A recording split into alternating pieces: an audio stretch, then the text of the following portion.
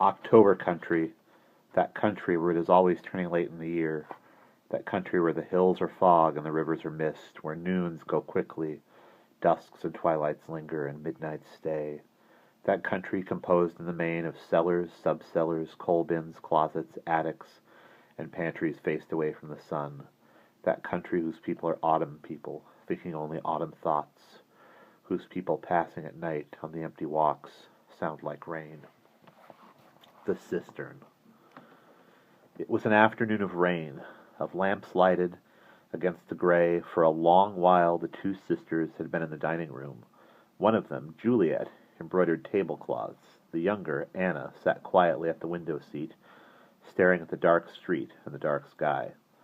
Anna kept her brow pressed against the pane, but her lips moved, and after reflecting a long moment, she said, "I never thought of that before." "Of what?" asked Juliet.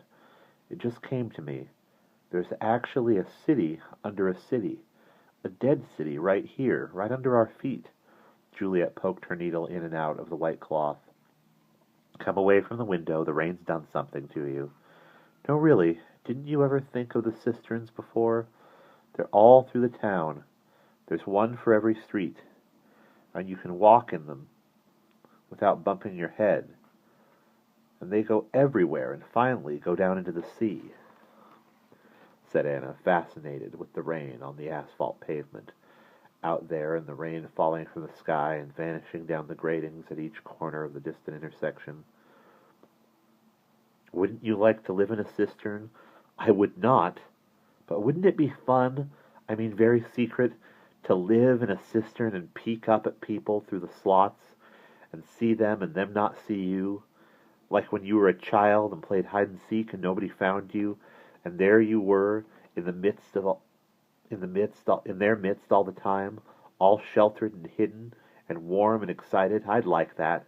That's what it must be like to live in the cistern." Juliet looked slowly up from her work. "You are my sister, aren't you, Anna?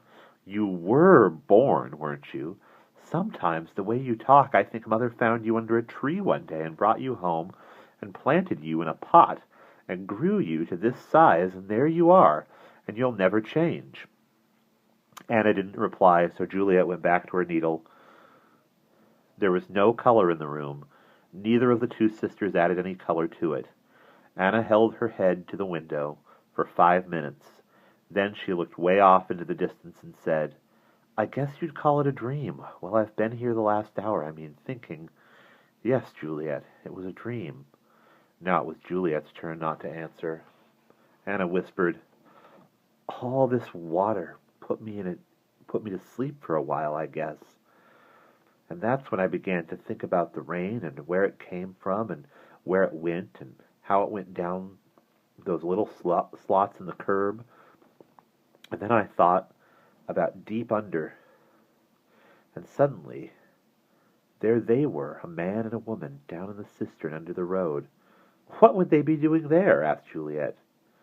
Anna said, "Must they have a reason?" "No, not if they're insane, no," said Juliet. "In that case, no reasons are necessary. There they are in their cistern, and let them stay." "But they aren't just in the cistern," said Anna knowingly, her head to one side, her eyes moving under the half-down lids.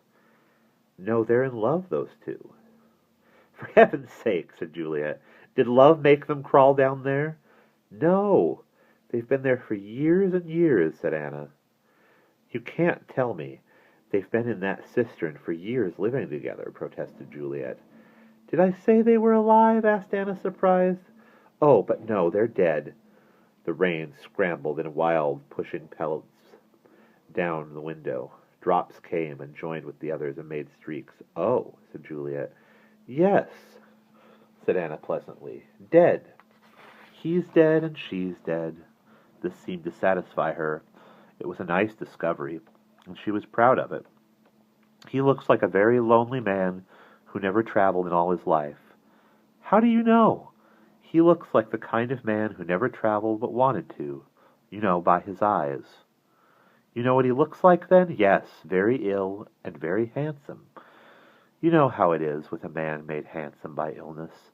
Illness brings out the bones in the face. And he's dead? Asked the older sister. For 5 years, Anna talked softly, with her eyelids rising and falling, as if she were about to tell a long story, and knew it, and wanted to work into it slowly, and then faster and faster, until the very momentum of the story would carry her on, with her eyes wide and her lips parted. But now it was slowly, with only a slight fever to, to the telling.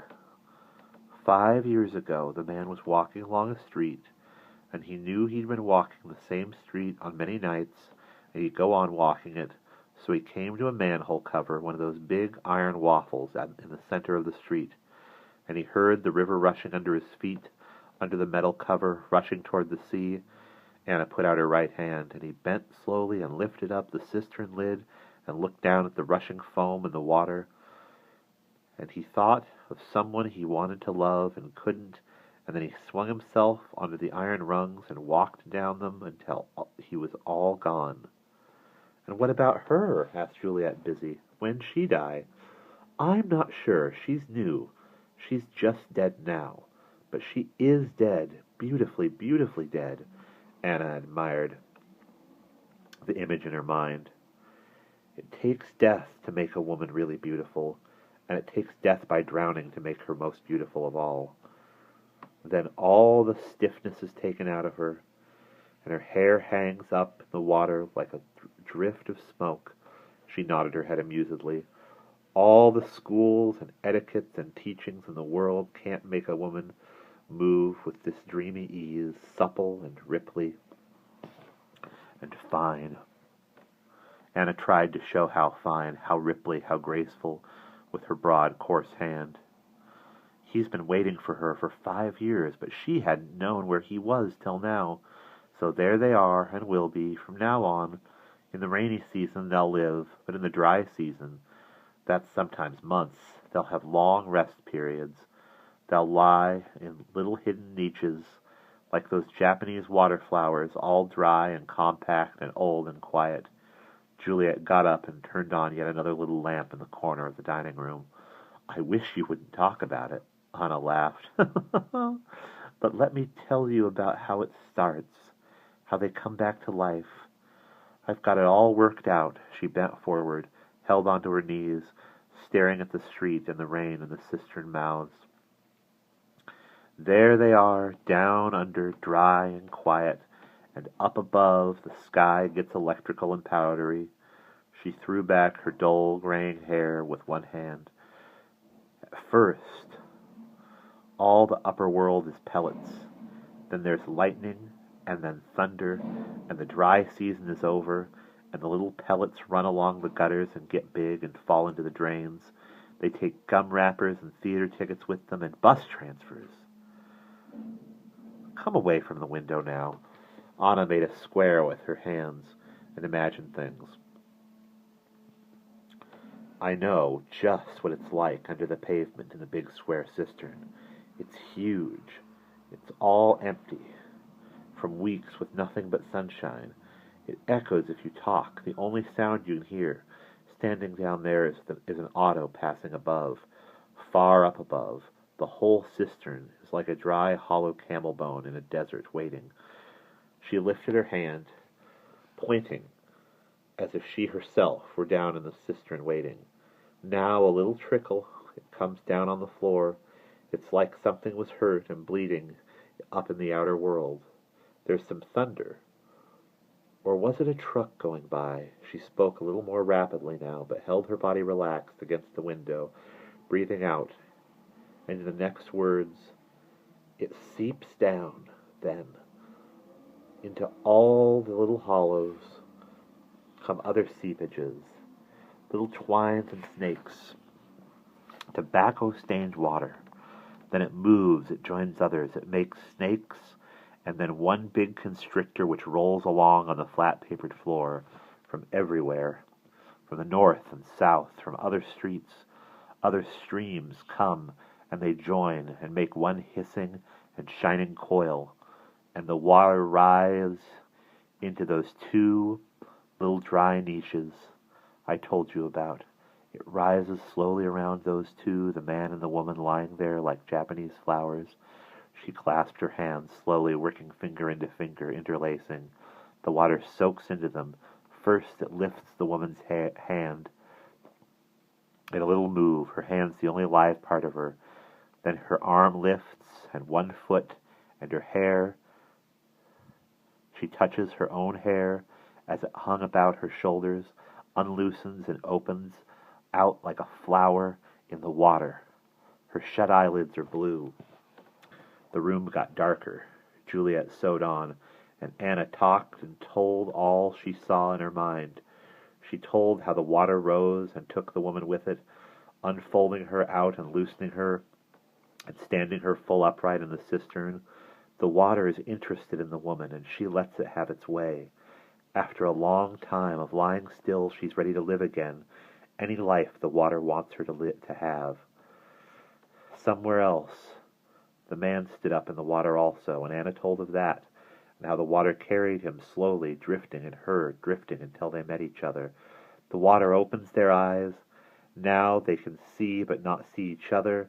They circle, not touching. Anna made a little move with her head. Eyes closed. They watch each other. They glow with some kind of phosphorus. They smile. They touch hands. At last, Juliet, stiffening, put down her sewing and stared at her sister across the gray, rain-silent room. "Anna!" The tide makes them touch.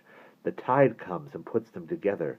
It's a perfect kind of love, with no ego to it, only two bodies moved by the water, which makes it clean and all right.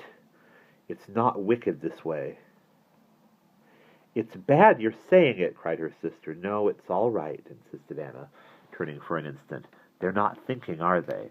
They're just so deep down quiet and not caring." She took her right hand and held it over her left hand, very slowly and gently, quavering and interweaving them. The rainy window, with the pale spring light penetrating, put a movement of light and running water on her fingers, made them seem submerged, fathoms deep in gray water, running one about the other as she finished her little dream. Him, tall and quiet, his hands open.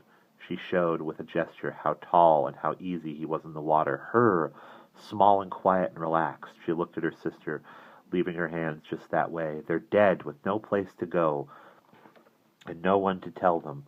So there they are, with nothing applying to them, and no worries, very secret and hidden under the earth, in the cistern waters. They touch their hands and lips, and when they come into a cross-street outlet of the cistern, the tide rushes them together. Then later, she disengaged her hands. Maybe they travel together, hand in hand, bobbing and floating, down all the streets, doing little crazy upright dances. When they're caught in sudden swirls, she whirled her hands about. A drenching of rain spattered the windows, and they go down to the sea, all across the town, past cross-drain and cross-drain, street and street. Janice Avenue, Crenshaw, Edmund Place, Washington, Motor City, Oceanside, and then the ocean. They go anywhere the water wants them, all over the earth, and come back later to the Cistern Inlet, and float back up under the town, under a dozen tobacco shops and 4 dozen liquor stores, and 6 dozen groceries, and 10 theaters, a rail junction, Highway 101, under the walking feet of 30,000 people who don't even know or think of the cistern. And Anna's voice drifted and dreamed and grew quiet again, and we will pause there.